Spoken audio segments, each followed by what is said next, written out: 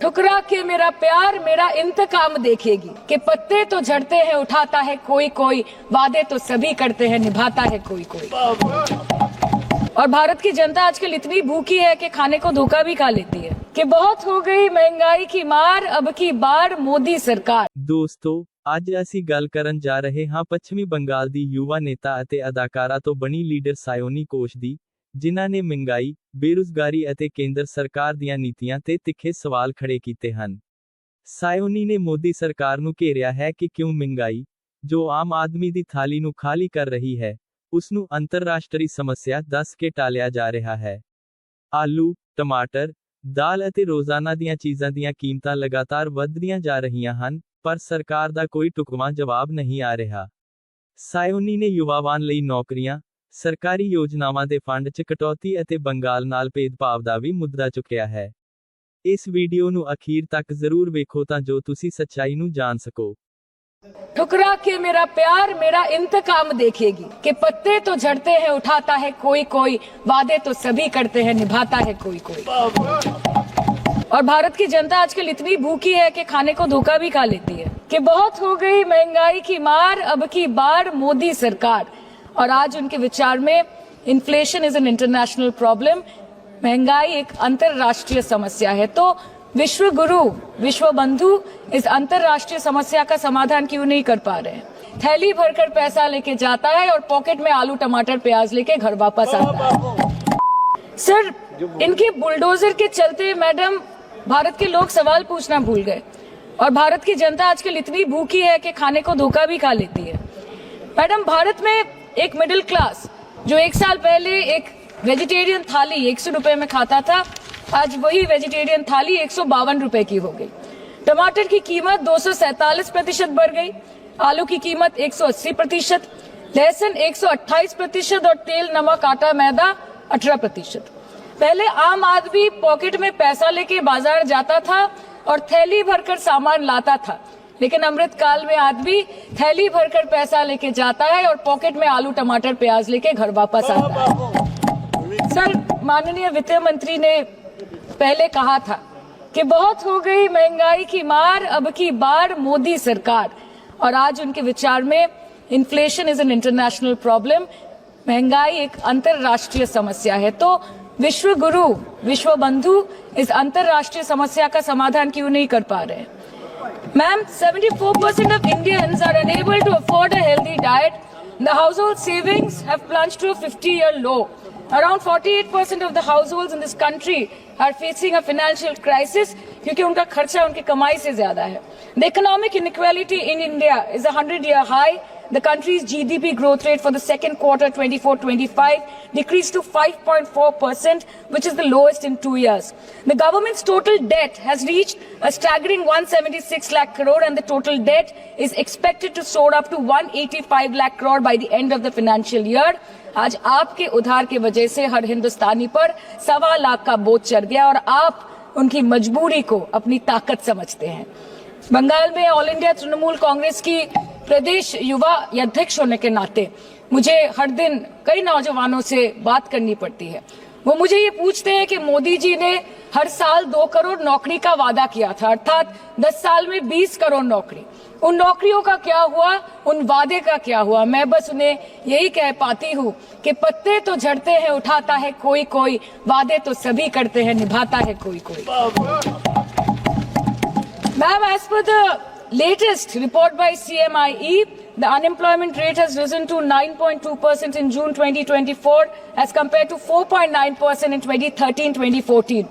Female unemployment rate is much higher at 18.5% in June 2024 as compared to 7.7% 2013-14.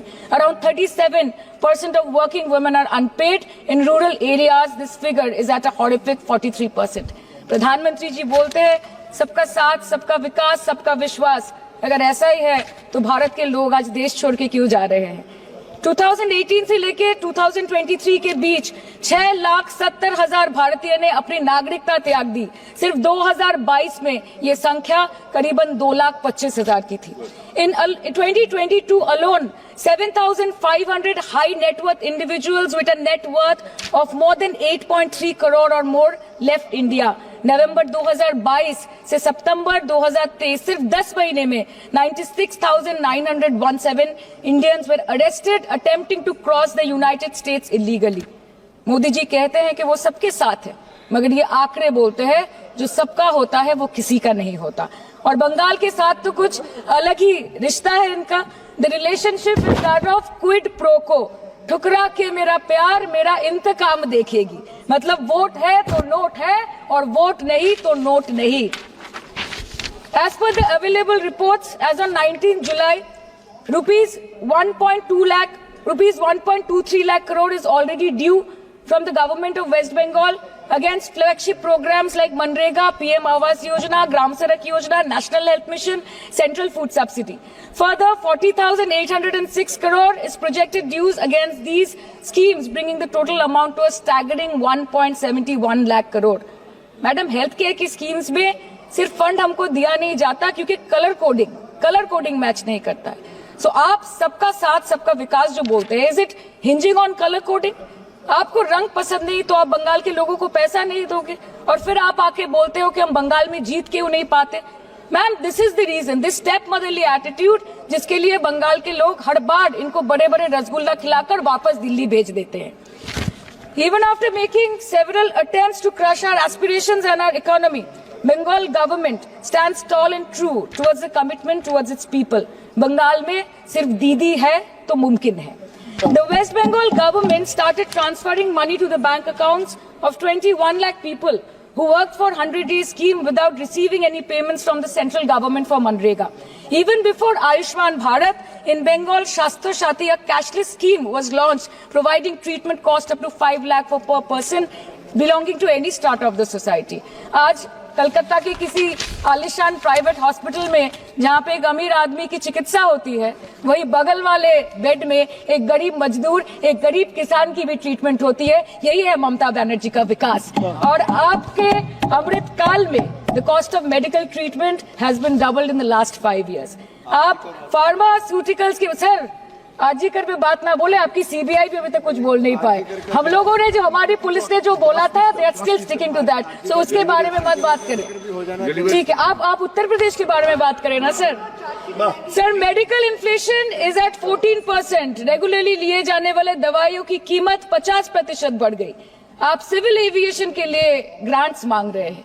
एक domestic flight, उसकी round trip की ticket 20 से 30 हजार में बिक रही है। आम आदमी आज हवाई चप्पल पहन के हवाई जहाज नहीं चल रहा, आम आदमी हवाई चप्पल बेच के हवाई जहाज चल रहा है।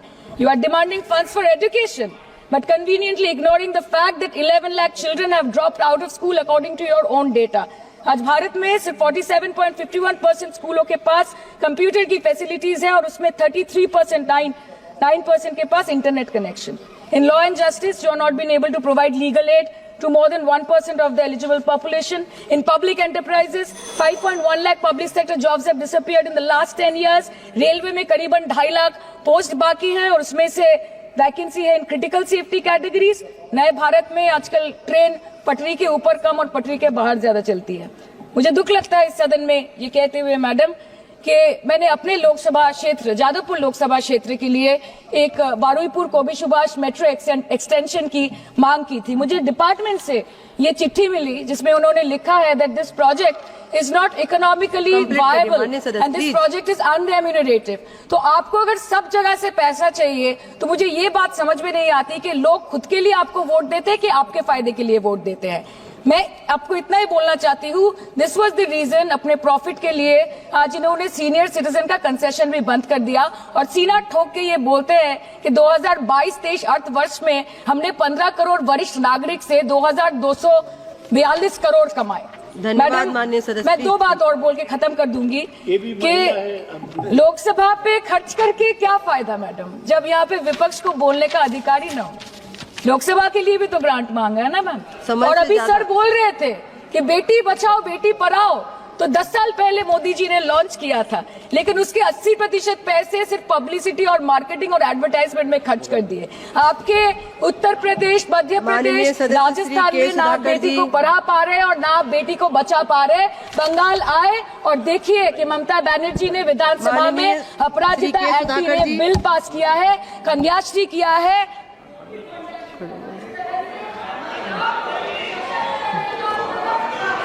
ਤੁਸੀਂ ਵੇਖਿਆ ਕਿ ਸਾਇਓਨੀ ਕੋਸ਼ ਨੇ ਮੋਦੀ ਸਰਕਾਰ ਨੂੰ ਮਹਿੰਗਾਈ, ਬੇਰੁਜ਼ਗਾਰੀ ਅਤੇ ਯੋਜਨਾਵਾਂ ਦੇ ਫੰਡ ਰੋਕਣ ਤੇ ਕਿਵੇਂ ਤਿੱਖੇ ਸਵਾਲਾਂ ਦੇ ਘੇਰੇ 'ਚ ਖੜਾ ਕੀਤਾ। ਉਹਨਾਂ ਨੇ ਕਿਹਾ ਕਿ ਆਲੂ, ਟਮਾਟਰ ਅਤੇ ਦਾਲ ਦੀਆਂ ਕੀਮਤਾਂ ਆਸਮਾਨ ਛੂ ਰਹੀਆਂ ਹਨ, ਜਿਸ ਨਾਲ ਮਿਡਲ ਕਲਾਸ ਦੇ ਘਰਾਂ ਦਾ ਬਜਟ ਖਰਾਬ ਹੋ ਰਿਹਾ ਹੈ। ਉਹਨਾਂ ਨੇ ਇਸ ਗੱਲ ਦਾ ਵੀ ਜ਼ਿਕਰ ਕੀਤਾ ਕਿ ਕੇਂਦਰ ਨੇ ਬੰਗਾਲ ਦੇ ਯੋਜਨਾਵਾਂ ਦੇ ਫੰਡ ਰੋਕ ਕੇ ਵਿਸ਼ੇਸ਼ ਰੂਪ ਨਾਲ ਭੇਦਭਾਵ ਕੀਤਾ ਹੈ, ਜਦੋਂ ਕਿ ਮਮਤਾ ਬੈਨਰਜੀ ਦੀ ਸਰਕਾਰ ਆਪਣੇ ਤੌਰ ਤੇ ਗਰੀਬ ਲੋਕਾਂ ਤੱਕ ਸਹੂਲਤਾਂ ਪਹੁੰਚਾ ਰਹੀ ਹੈ। ਸਾਇਓਨੀ ਨੇ ਬੇਰੁਜ਼ਗਾਰੀ ਦੇ ਵਾਅਦਿਆਂ ਤੇ ਵੀ ਸਰਕਾਰ ਨੂੰ ਸਵਾਲਾਂ ਦੇ ਘੇਰੇ ਵਿੱਚ ਲਿਆ। ਕੀ ਇਹ ਸਵਾਲ ਮੋਦੀ ਸਰਕਾਰ ਦੇ ਜਵਾਬਾਂ ਦਾ ਇੰਤਜ਼ਾਰ ਕਰ ਰਹੇ ਹਨ? ਇਸ ਤੇ ਤੁਹਾਡੀ ਕੀ ਰਾਏ ਹੈ? ਸਾਡੇ ਨਾਲ ਕਮੈਂਟਸ 'ਚ ਜ਼ਰੂਰ ਸਾਂਝੀ ਕਰੋ ਅਤੇ ਅਜਿਹੇ ਮਹੱਤਵਪੂਰਨ ਮੁੱਦਿਆਂ ਲਈ ਸਾਡੇ ਨਾਲ ਜੁੜੇ ਰਹੋ।